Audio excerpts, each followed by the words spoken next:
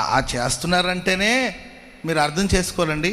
సాక్ష్యాధారాలన్నీ పెట్టుకుంటున్నారంటే ఆ బంధం నిలబడదని ముందుగానే మీకు తెలిసిపోయినట్టు. అర్థమైందండి?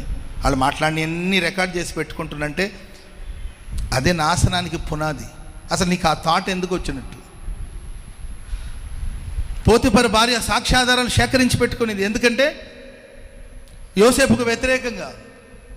కానీ యోసేపు సాక్ష్యాధారాలు పోగు చేసుకోవాలని అనుకోలేదు, ఎందుకంటే ఆయన ఎక్స్పెక్ట్ చేయలేదండి అలా జరుగుతుందని. సో ఆ సాక్ష్యాధారాలు బట్టి అందరూ యోసేపుకు వ్యతిరేకంగా లేచారు, విరుద్ధంగా లేచారు.